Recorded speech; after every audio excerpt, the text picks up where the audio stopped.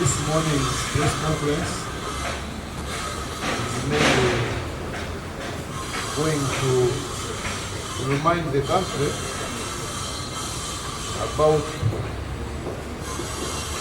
what we know and what took place at the point when our leader, Dr. Kizza Besigye, collapsed. It's an update from the information we have.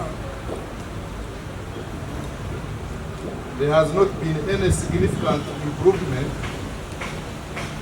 in the health of our leader, retired Colonel Dr. Kizza Besigye. He remains in Mulago, admitted in ICU in a very worrying state. If I may take you back, the last day Colonel Dr. Kizza Besigye appeared in court, he collapsed around 12 p.m.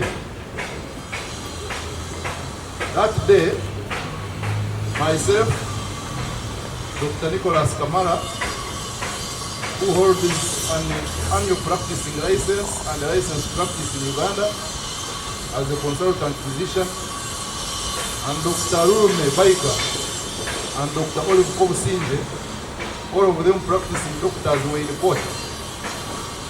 We asked that we should intervene, and we were refused both by court and prison authorities.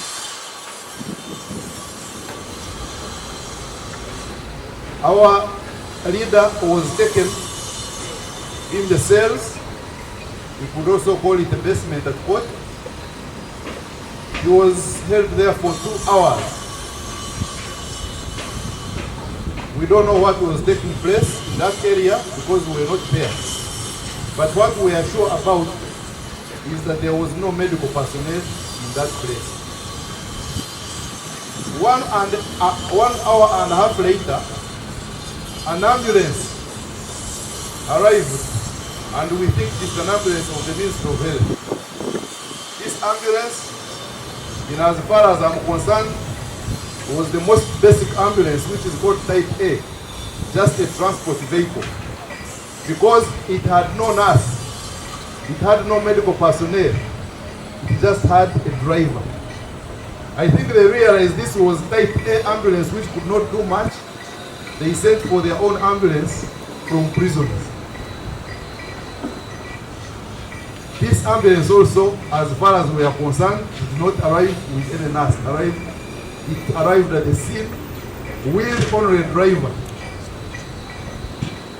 Later, the nurse walked in. Actually, a lady in the same uniform like a driver walked in. I still hope this was a nurse. 2 hours later, that is when Dr. Kizza Besigye was evacuated. We thought, anyway, before the evacuation, we thought that from this evacuation, one of these hospitals, unfortunately, we were dead wrong. This person was evacuated to Ruzira prisons. That is what they thought that would get the best of care. In their minds, we were very surprised. However, at around 8 p.m.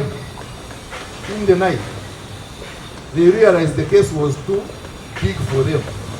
And that is what, when they transferred Dr. Kizza Besigye from Ruzira to Mulago Hospital. As you have realized, from 12 p.m. to 8 p.m., these people had very many options. There was a lot of medical negligence. They had an option, first of all, to take Dr. Kizza Besigye even before the ambulance arrived. They had the option of involving the doctors at the scene, as I've told you.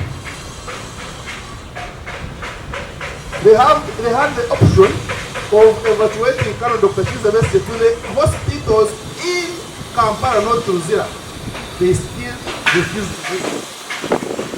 So you can see a lot of medical negligence, and for us we think that had they evacuated our patient in time, this patient would not be how it is now. Now, what we call for? First of all, we want the prison officers and the court to account and tell the nation and the world what they were doing between 2 p.m. when Dr. Kamara Nicholas collapsed until from midday up to 8 p.m. what was happening within these hours. The second issue is that from my medical knowledge and from what I know, somebody who has been treated well by this time should have improved. So we are worried that Dr. Kamara Nicholas Besigye be evacuated for further medical care.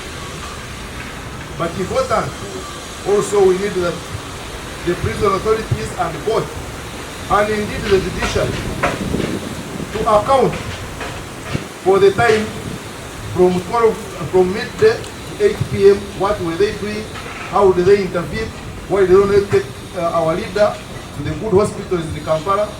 And then the world will know, and from then we shall start from there. The types of ambulance. There is type A, which is the best one. There is type B, which is at least the most acceptable. And also there is type C. We think that they brought the most basic ambulance. They also had the chance to pick an ambulance from anywhere in Kampala. And Dr. Oliver Kowsinji actually gave them this option. And he said, if you need an ambulance from any of the places in Kampala, let us go and pick it. They could not accept. They had to wait for the most basic ambulances from Ruzira and Milford. I want to thank you. And this is so far what we know. But we are calling for evacuation of our leader to be treated outside the country. From what we know, the cause of his state has not been known up to now. They are still doing investigation. The moment in the medicine you start doing investigations even 2 weeks after admission, you know you are getting lost. So what they have done is enough. We want to thank them. We are calling for evacuation of our leader so that they can be treated better. Thank you. What is urgent now on our table as people's front for freedom is to pursue the evacuation of Dr. Kizza Besigye for medical treatment abroad. He is still in the intensive care unit, hasn't regained his consciousness.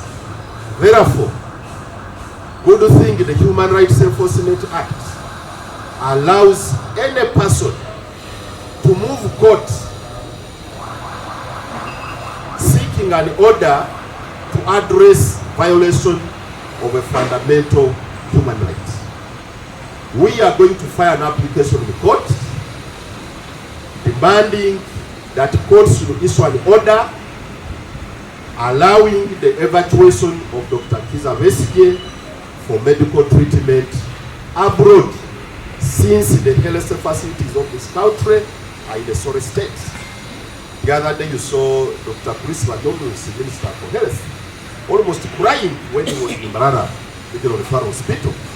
He was shocked that he didn't know that we have our medical facilities are brought to that extent. Thank you.